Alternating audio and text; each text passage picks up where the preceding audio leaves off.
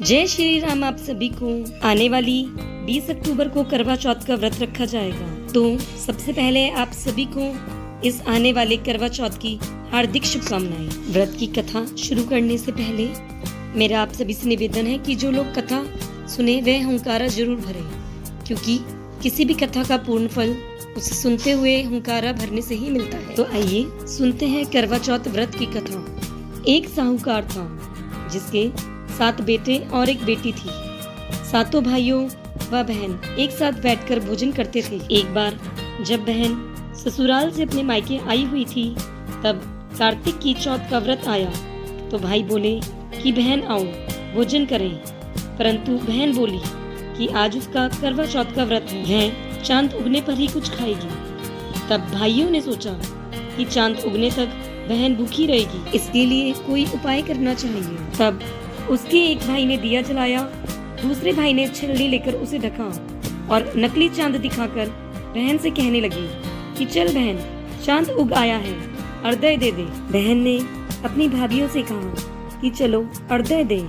तो भाभियां बोली तुम्हारा चांद उगा होगा, हमारा चांद तो रात को उगेगा। बहन ने अकेले ही अर्घ्य दे दिया। जब खाना खाने लगी तो पहले ही ग्रास में बाल आ गया, दूसरे ग्रास में कंकड़ आया और जब तीसरा ग्रास मुंह की ओर किया तो ससुराल से संदेशा आ गया कि उसका पति बहुत बीमार है, जल्दी भेजो। माँ ने लड़की को विदा करते समय कहा कि रास्ते में जो भी मिले उसके पांव छूना, और जो कोई तुम्हें सुहागन होने का आशीष दे तो पल्ले में गांठ लगाकर उसे कुछ रुपए देना। बहन जब भाइयों से विदा हुई तो रास्ते में जो भी मिलता उसे यही आशीष देता कि तुम 7 भाइयों की बहन हो, तुम्हारे भाई सुखी रहे और तुम उनका सुख देखो। सुहाग का आशीष किसी ने भी नहीं दिया।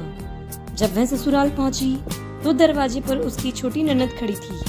वह उसके भी पांव लगी तो ननद ने कहा सुहागन रहो, सपूती हो। उसने यह सुनकर पल्ले में गांठ बांधी और ननद को सोने का सिक्का दिया। जब भीतर गई तो सास ने बताया कि उसका पति धरती पर पड़ा है, तो वह उसके पास जाकर उसकी सेवा करने के लिए बैठ गई। बाद में सास ने दासी के हाथ बची कुची रोटी भेज दी। इस प्रकार समय बीतते बीतते मार्गशीर्ष की चौथ आई। तो चौथ माता बोली करवा ले भाइयों की प्यारी करवा ले। लेकिन जब उसे चौथ माता नहीं दिखी तो वह बोली हे माता, आपने मुझे उजाड़ा है तो आप ही मेरा उद्धार करोगी, आपको मेरा सुहाग देना पड़ेगा।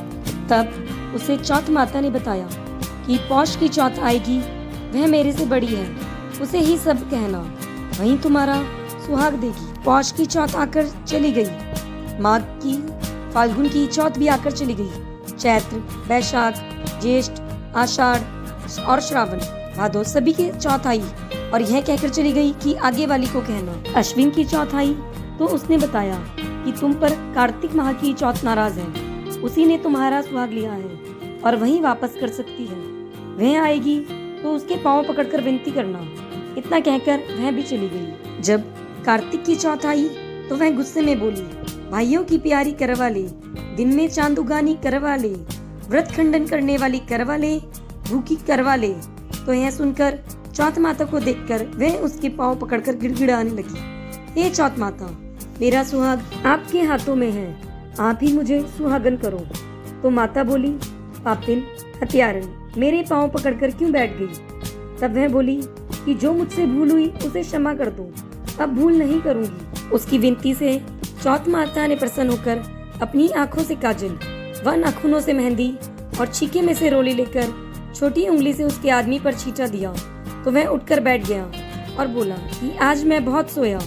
तब वह बोली सोए हुए तो आपको 12 महीने हो गए, अब जाकर चौथ माता ने मुझे मेरा सुहाग लौटाया है। जिस तरह से चौथ माता ने साहूकार की बेटी को सुहाग दिया, उसी तरह से सबको सुहागन रखें। कथा कहने वालों पर, कथा सुनने वालों पर और हुंकारा भरने वालों पर सब पर अपनी कृपा बरसाए रखना। जय हो चौथ माता की।